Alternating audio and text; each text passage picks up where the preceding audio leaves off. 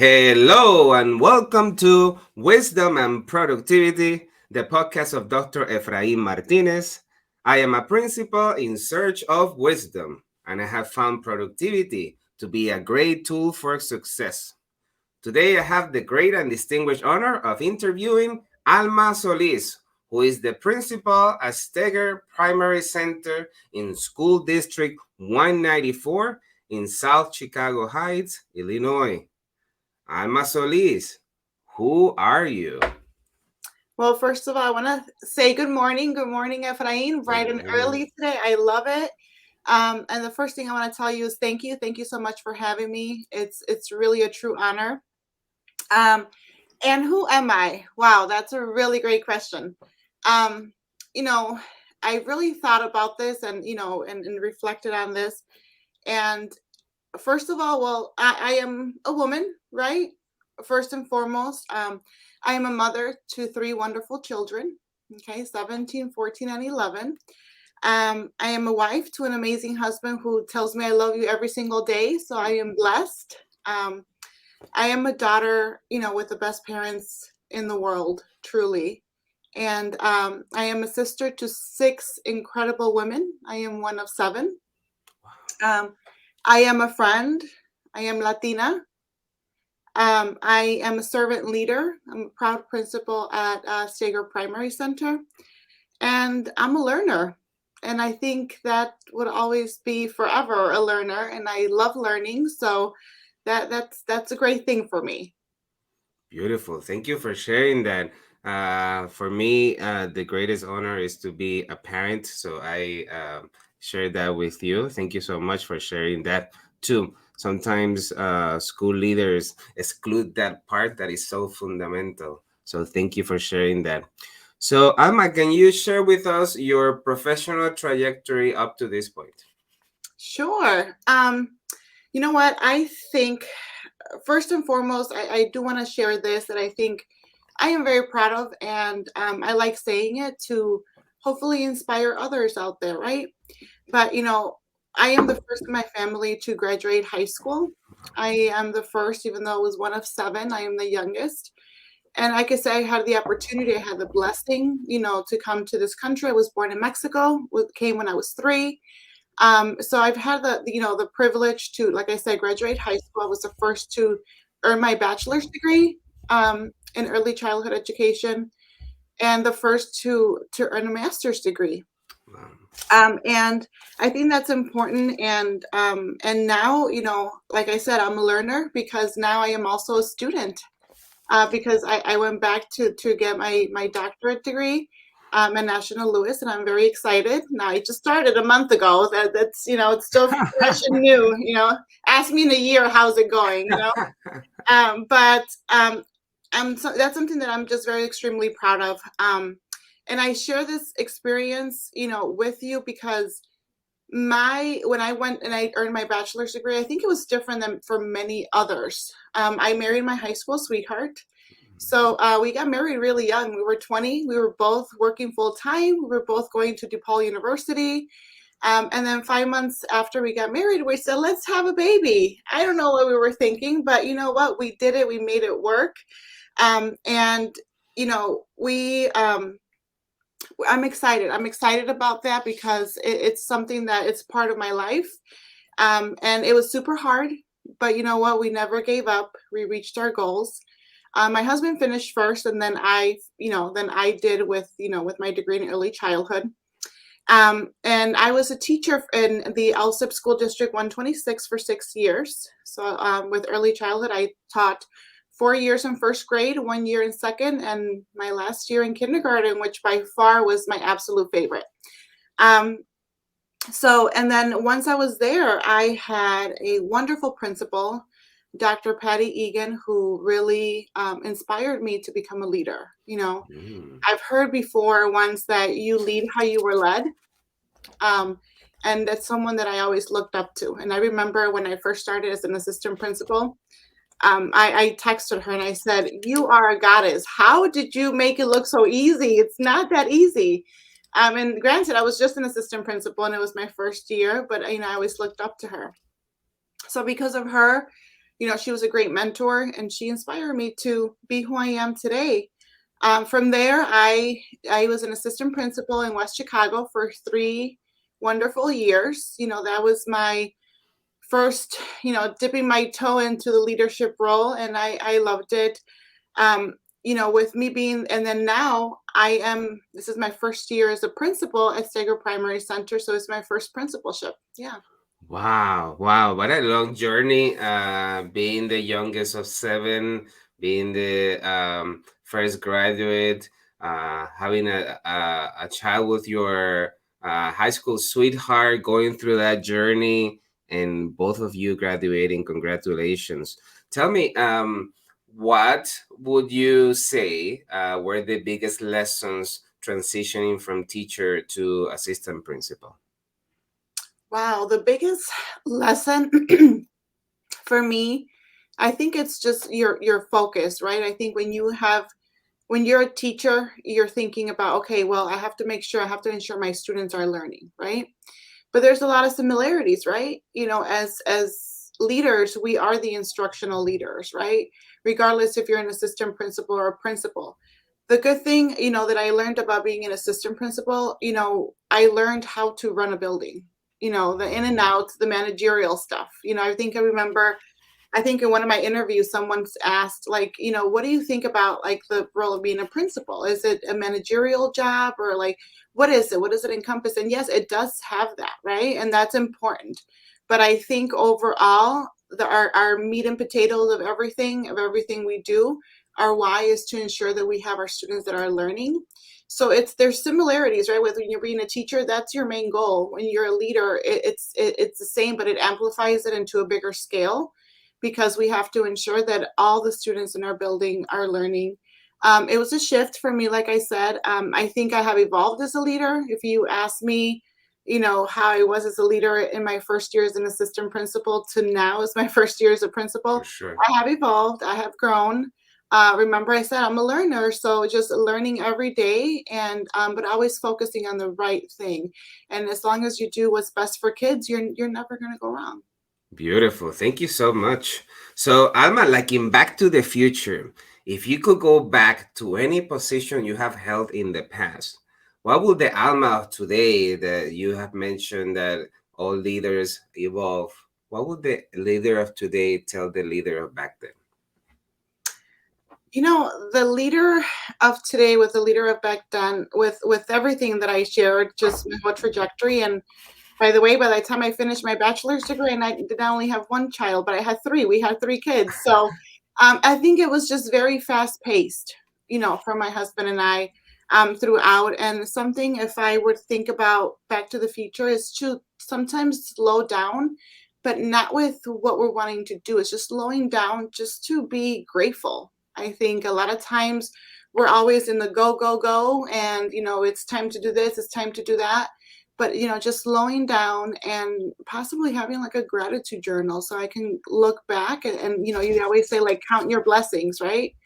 Counting our blessings. And I think when we do take the time to do that, I definitely think that that's important. So just slowing down in that aspect, and just knowing what our blessings are.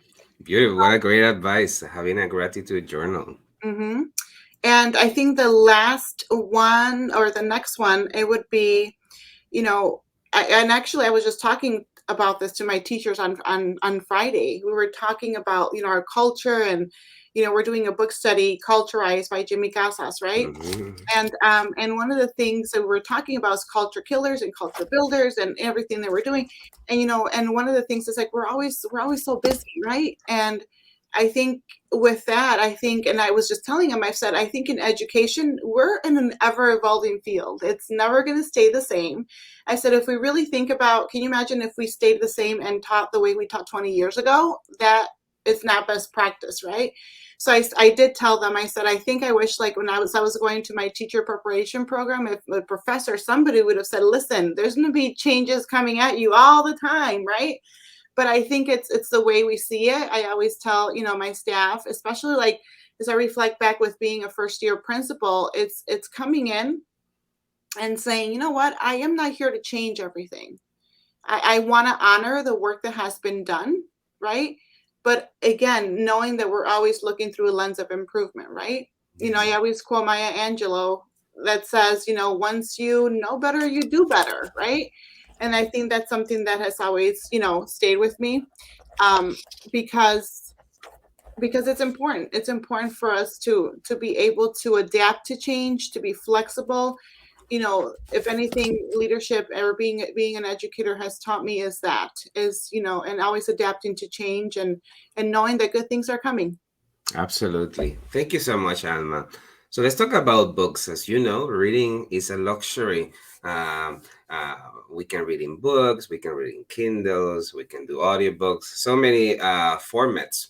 If you will have to gift two books, one fiction and one nonfiction that are your favorites, which books would those be? That's a really great question, Ephraim. A fiction book. I think the first time, every time I hear a fiction book and what's my favorite book, I always go back to my childhood days, and my all-time childhood favorite book was Charlotte's Web, Ooh. and that was the first book I read. It was my first chapter book that I read, and now as I reflect now on why why Charlotte's Web, I really like the message overall that Charlotte's Web had, and knowing that you have a tribe with you, right? You have a tribe with you and to help you and support you, and that is something that I know I make sure I always have, and I think again I'm I'm grateful for having that, and always knowing, just thinking about how I can be someone's tribe as well, and helping and supporting. And every time I think about a fiction book, I always go back to my favorite one, Charlotte's Web. Beautiful. What um, about nonfiction? a nonfiction. I've been reading a lot lately, and especially now, with the doctorate degree, some books that are assigned, and they're amazing books, and I don't see them as as a work, right? But one of the books that I read over the summer, as I was getting ready to lead, I love the book by Dare to Lead by Brene Brown. Um, yes, I know that is such an amazing book, and there's a lot of things, a lot of concepts, a lot of things that I've learned from her, and just how being vulnerable, that is so important. And in being a leader, that's how we have to be. We don't know everything. There's no possible way. I told this to my staff. There's no possible way that we're going to know everything, but having our tribe, having the people, our team that we work with, and supporting each other. And listen, if I don't have the answer, I will get it for you. We'll figure it out together, right? And Efrain, I remember when I first met you in person, we were, I think, in the PLC, I The think, conference. conference. I remember when I saw you outside and you told me, hey, congratulations, your first principalship. And, we've known each other through Twitter. And I said, yes, I do know you, Efrain. And we talked. And I remember you telling me, you know what, Alma, give yourself grace. That first year. And I will never forget that. And in times where it gets hard, I would always think about that, believe it or not. It's like, I have to give myself grace. It's okay. We're learning. So thank you for that. And, and another thing that with Dare to Lead with Brene Brown, I actually have in my office right here. I love the Theodore Roosevelt speech that she quotes, the man in the arena. Oh, yeah. But of course, I had to buy the one that said the woman in the arena. So I got that one. And sometimes, on those hard days, sometimes you look up and you're like, you know what, I'm doing this.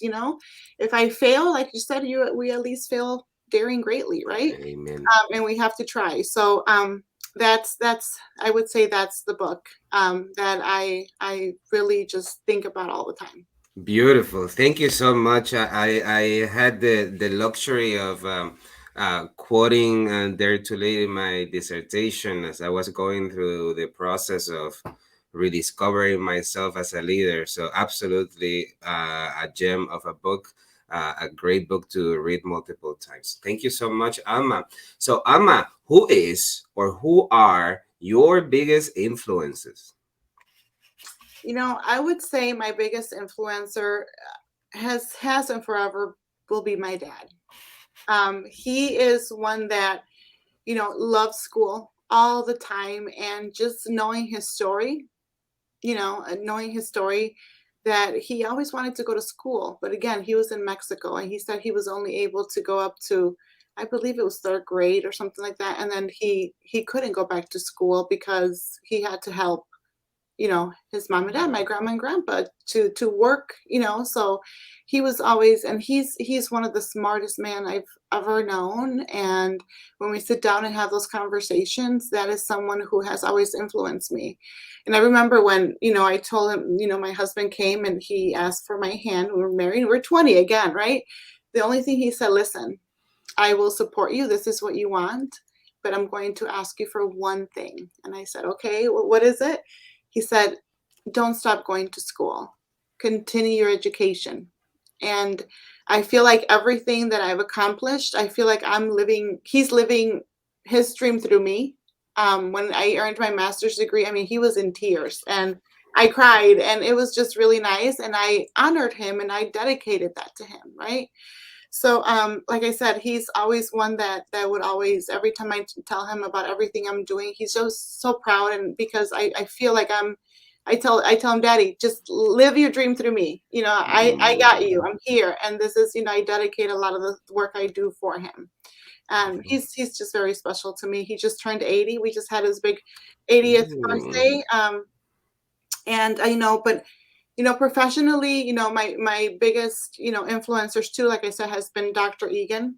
She was the one who influenced me initially, inspired me to become a leader. And I talked a little bit about her, but she's definitely one that I still keep in contact now. And she's just amazing. And also my principal, where I was an assistant principal, the principal there, she taught me so much. I think a lot of the things, she taught me everything she knew about being a leader. And I will always be grateful for that, because a lot of the things, like I said, you lead how you were led. And she's one of the ones who would always tell me that. And because of that, I was very fortunate to have worked with her. You always say, another thing she would always say is give credit where credit is due. And I do have to give her credit, because I did learn a lot from her, and I think when you're working with people, you're learning so much of the great things, right?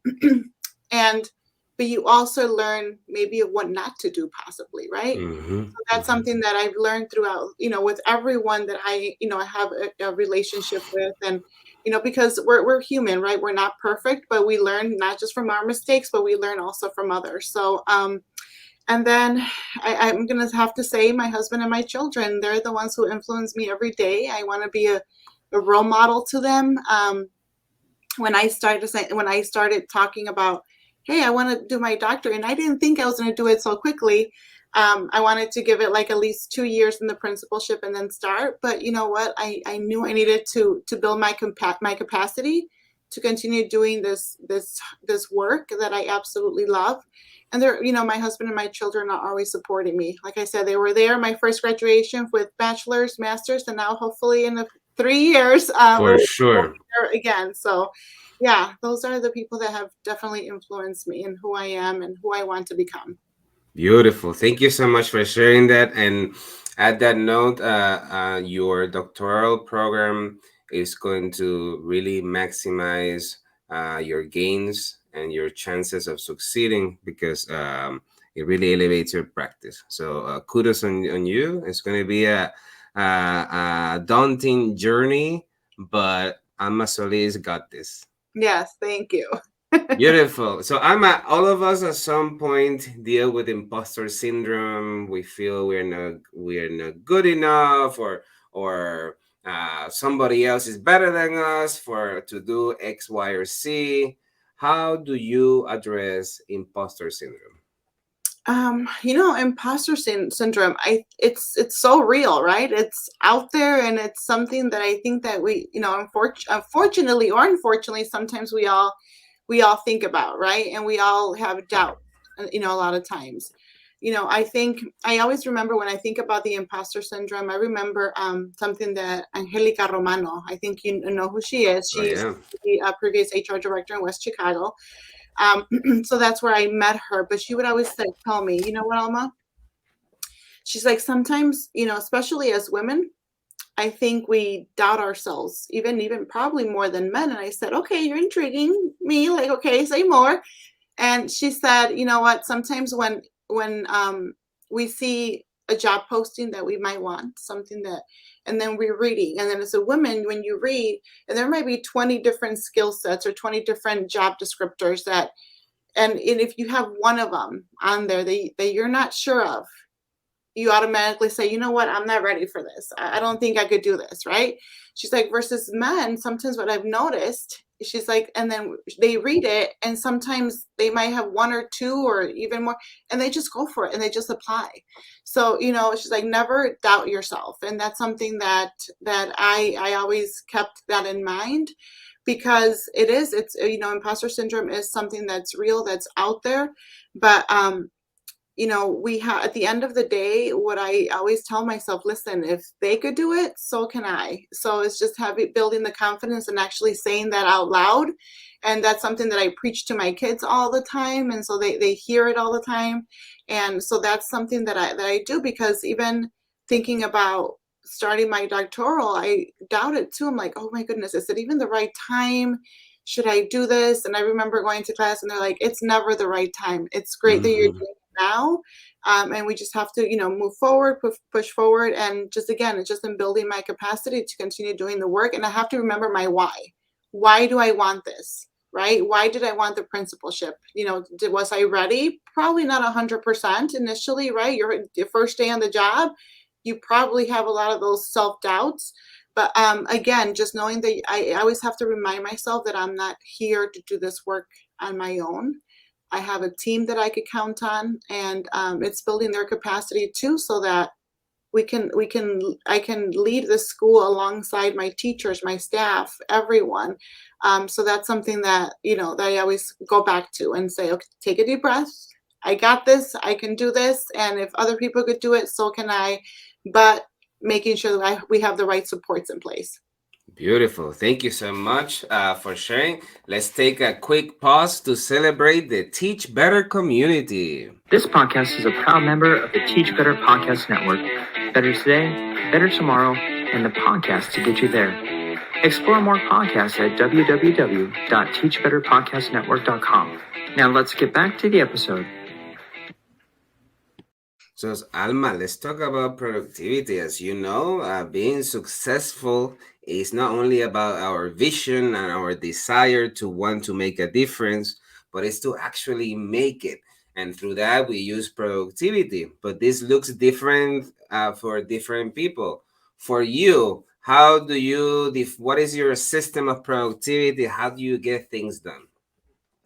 Well, I thought I had a system, and then here comes school again, and I'm a student. And listen, Efrain, like I said, I'm a learner. I'm still learning. But, I think being a principal has by far been one of the best experiences that I've had so far. I absolutely love what I do. And I've learned so much. And some of that, we always think about, and this is something that I started shifting even at home. And my children would ask me, Mom, how was work? And how would I always say busy? You know what? It's so busy. And then I said, no, I need to stop saying that, because, and I would say, you know what? I was very productive today, or I wasn't as productive as I thought, because guess what? Something came up, right?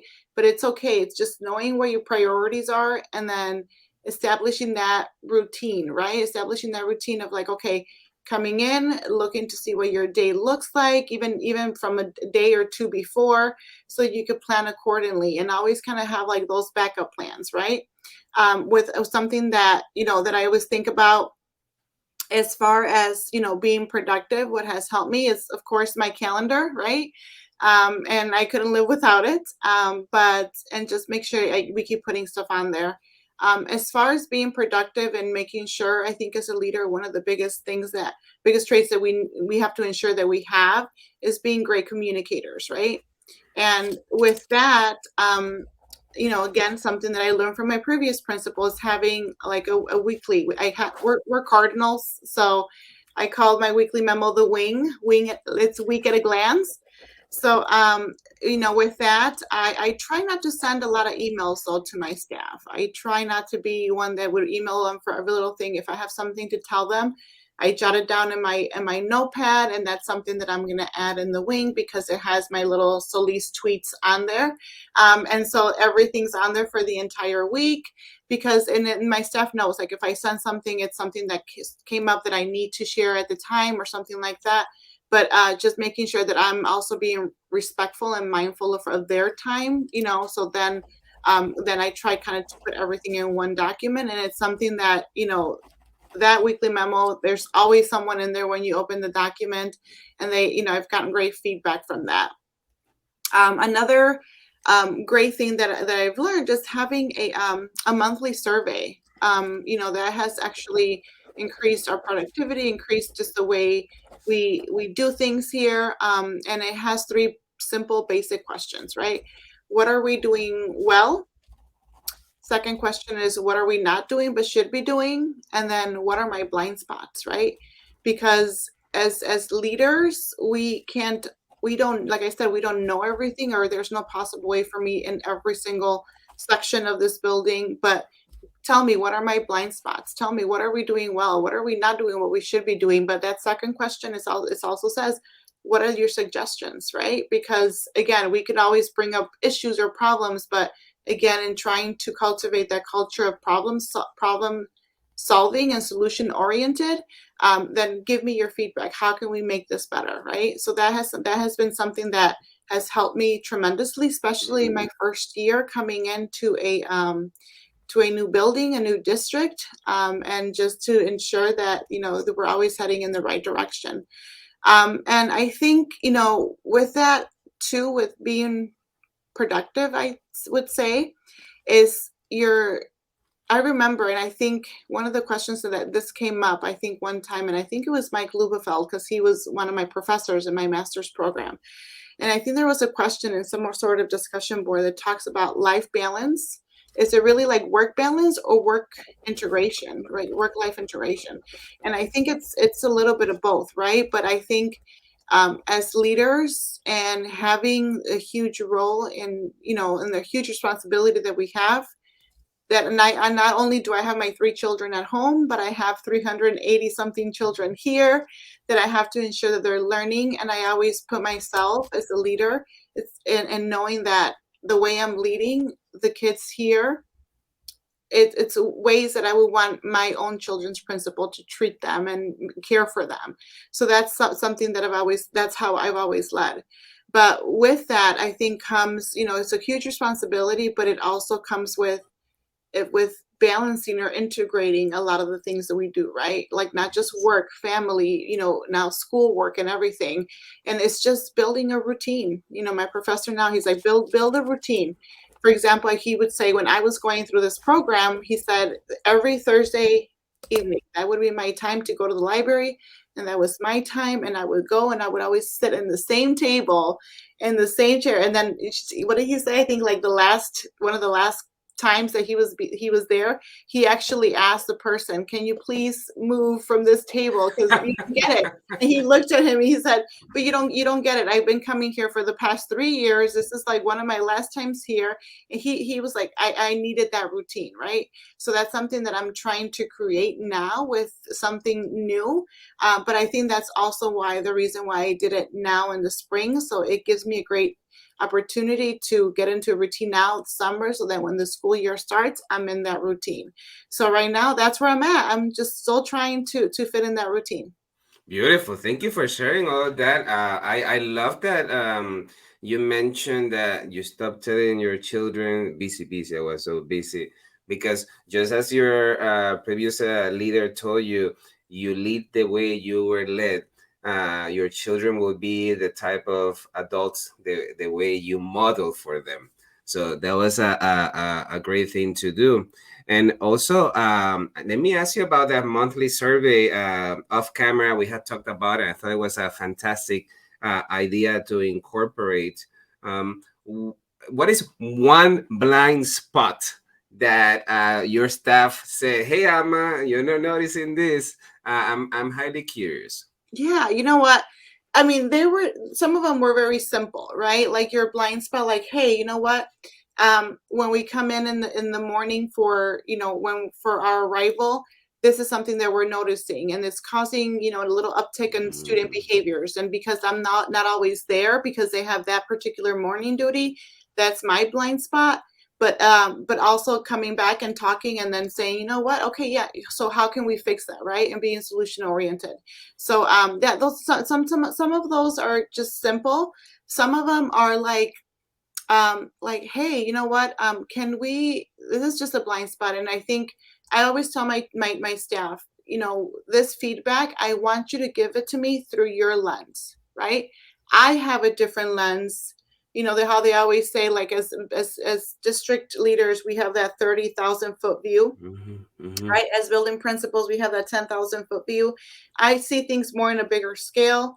They're a little bit more focused because they're in the trenches, right? Day in and day out. Yeah. So sometimes, I have gotten feedback like, hey, you know what? Can we slow down on this particular thing?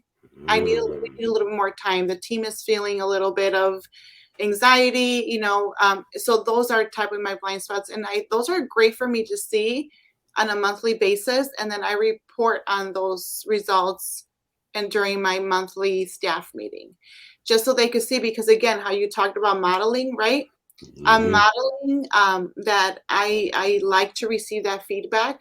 So in return, when I am giving feedback to them, it's like we have this culture of like, okay, yes, my principal does allow me to give her feedback, right? And how can we make it better? So it could be something simple, it could be something a little bit bigger, and then I bring it back to my building leadership team and say, hey, you know what, this is what has come up. Or I might say, if it's a particular grade level, I might go to their grade level co-plan time and we discuss it. So so it has really given me a lot of great information. And just those blind spots, like I said, because I don't know everything, and it's not possible to be everywhere, but and I think they do know that, and it's a great way for us to have that communication. And a lot of times they come up to me. They don't have to wait for the monthly survey, but sometimes, sometimes we remember, oh yeah, you know what, I should probably put that on there. And so I'm really excited for next month's survey, because we end school June 6th.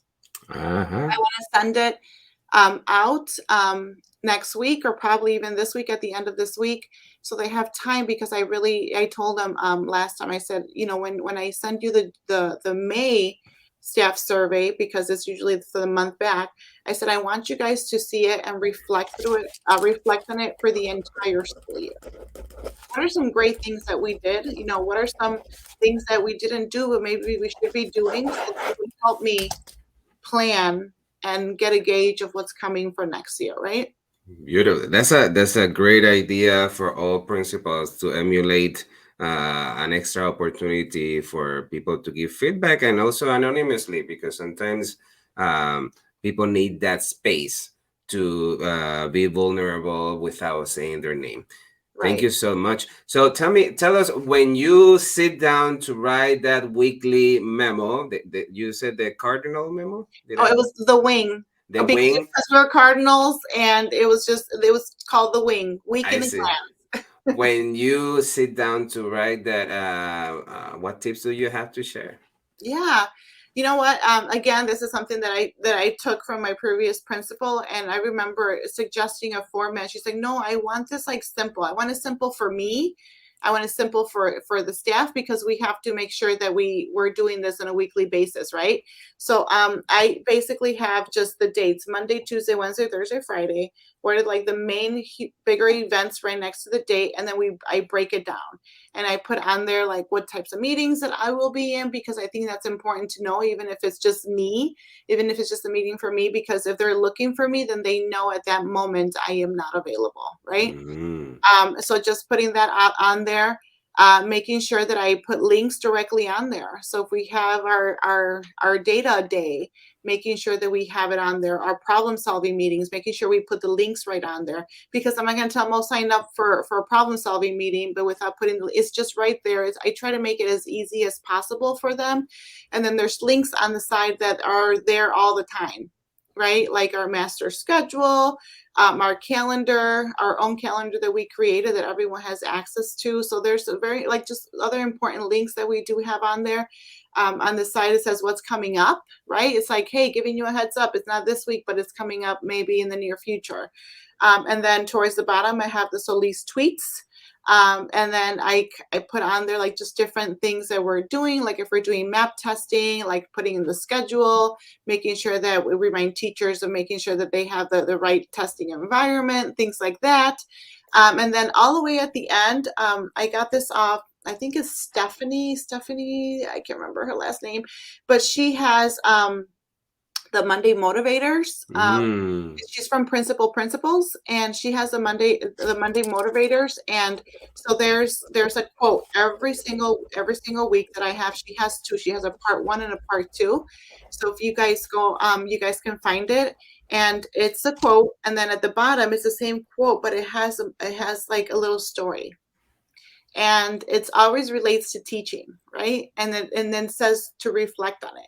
So then they have a moment to reflect, and just to make it fun, whoever turns in a reflection for that. I love quotes. I love having, just something as simple as this, on there with like different quotes on a daily basis that I just read and I reflect on it. And I want them given that opportunity as well. And if they fill it out, they put it in a white box, and I pull a winner every week, and they get a gift card, just something nice. And then we say who the winner is, just to make it fun. And I've gotten a lot of great reflections from there. I think it's also provided me a way to build those relationships with staff. Again, because we are busy throughout the day. That's just a great way, because some of those reflections have been really good. They have been personal sometimes, and it just gives me a window into their lives, and possibly their struggles, or possibly even their celebrations that they're having. So it's really good for me to read that, and that's something that I've really truly enjoyed. Beautiful. Thank you so much for sharing all these nuggets of wisdom. Alma, as a mother, as a wife, as a principal, doctoral students, what do you do for fun? Wow. You know what? I like to spend a lot of time with my family. I think my mom has always instilled that in us. And you know what? Whenever we have something going on, we get together. Now that they're a little more understanding that sometimes I have to do some of the work. But they actually just came back from Mexico on Friday night, and I was up doing, work. And yesterday, making it a priority to go visit them, to be there. That just, it recharges my battery to be around them. And even though I might have to say like, oh my goodness, I have so much things to do, but again, it's prioritizing. And I always want to make sure that on the weekends, I try not to do so much. My routine is coming Friday nights. I stay sometimes to 3:30 in the morning up, but that's okay, because you know what? That's something that I did even when my children were younger. 8:15 was their bedtime. They would go to bed, and that was my beginning, right? So I think being very purposeful when we schedule things, so that I can try to spend as much time with them as possible. I love shopping. That's another thing. I don't like going to the malls though, but online shopping I can do. That's something that, I do. And I think right now, something that I'm trying to get to doing more of is exercising. But it's like, when do I fit that in, throughout the day? Again, I'm still trying to work on my routine, but just spending time with my kids, spending time with my sisters. We're very close with my parents when they're in town. It just recharges my battery. And that's something that, I always focus to striving and being there for them always. Beautiful. Thank you so much for sharing all of that. This has been such a great opportunity to learn from you. Any last thoughts you would like to share with the listeners of the show?